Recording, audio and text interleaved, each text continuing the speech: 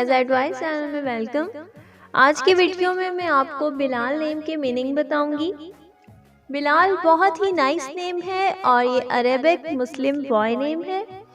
इसके उर्दू में बहुत सारे मायने हैं, जैसे कि सहाबी का नाम, जीता हुआ, फतेहमंद होना, पर इसका सबसे खूबसूरत मायने है उर्दू में पूरा चांद, यानी कि बिलाल नेम है और इसके मायने हैं पूरा चांद। सो मिलते हैं नेक्स्ट वीडियो में। अपने या किसी भी नेम के मीनिंग जानने के लिए कमेंट्स कर दें और सपोर्ट करने का शुक्रिया। Thanks for watching. अल्लाह हाफिज़।